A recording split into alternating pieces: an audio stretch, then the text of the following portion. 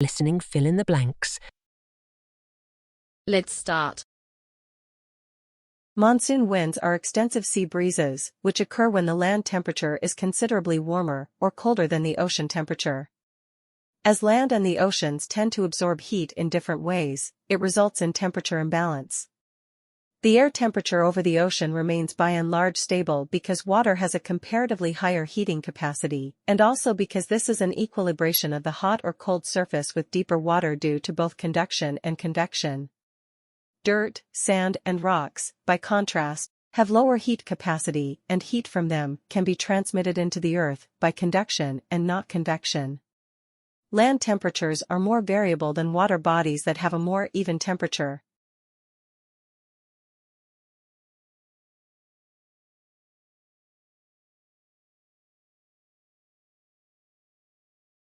Over the years, we've come to think of explorers as a peculiar breed, different from the rest of us, different from those of us who are merely well-traveled, even, and perhaps there is a type of person more suited to seeking out the new, a type of caveman more inclined to risk venturing out. That, however, doesn't take away from the fact that we all have this inquiring instinct, even today, and that in all sorts of professions, whether artist, marine biologist or astronomer, borders of the unknown are being tested each day.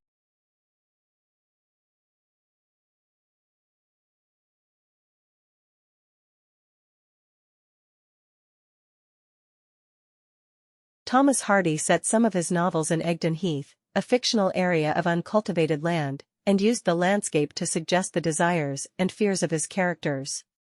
He is delving into matters we all recognize because they are common to humanity. This is surely an act of exploration, and into a world as remote as the author chooses. Explorer and travel writer Peter Fleming talks of the moment when the explorer returns to the existence he has left behind with his loved ones. The traveler, who has for weeks or months seen himself only as a puny and irrelevant alien crawling laboriously over a country in which he has no roots and no background, suddenly encounters his other self, a relatively solid figure, with a place in the minds of certain people.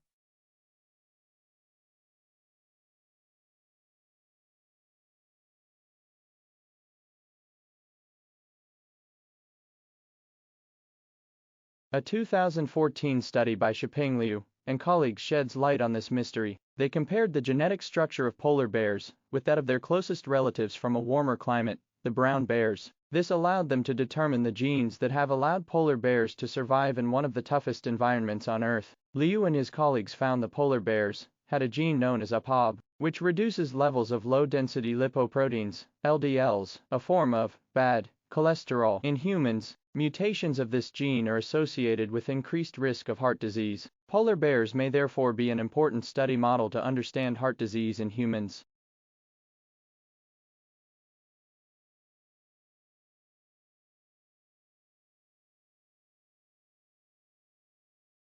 Physiologists Alan A. Lennox and Alan Goods-Hip found an explanation for this paradox in 2008. They discovered that pregnant bears were able to increase the density of their bones before they started to build their dens.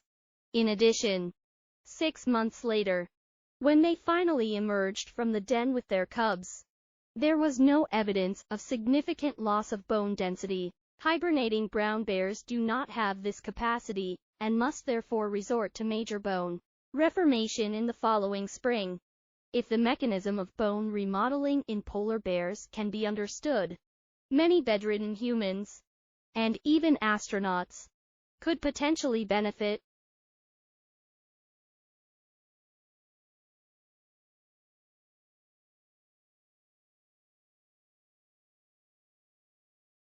As for emotions, while the evidence is once again anecdotal, many bears have been seen to hit out at ice and snow, seemingly out of frustration, when they have just missed out on a kill.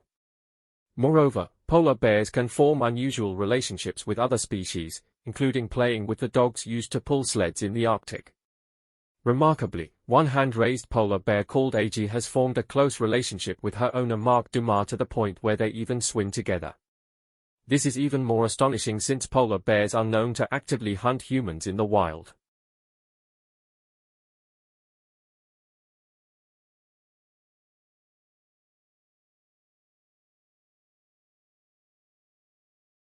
The past century's countless incremental changes in our societies around the planet, in our technologies and our interactions with our surrounding natural environments, have accumulated to create a qualitatively new world.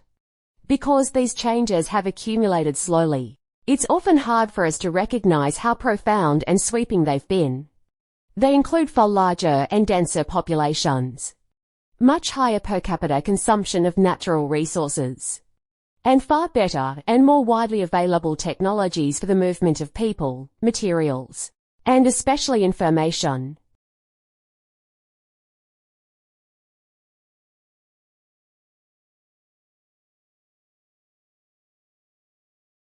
As a result, people in all walks of life, from our political and business leaders to all of us in our day-to-day, must cope with much more complex, urgent, and often unpredictable circumstances. The management of our relationship with this new world requires immense and ever-increasing amounts of social and technical ingenuity. As we strive to maintain or increase our prosperity and improve the quality of our lives, we must make far more sophisticated decisions, and in less time, than ever before.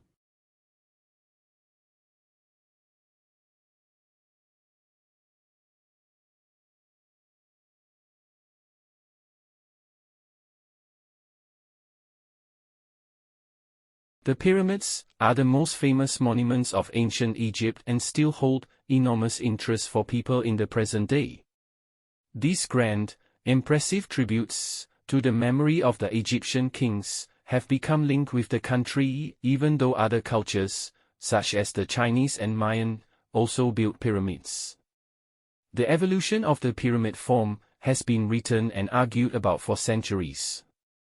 However, there is no question that, as far as Egypt is concerned, it began with one monument to one king designed by one brilliant architect, the Step Pyramid of Djoser at Saqqara.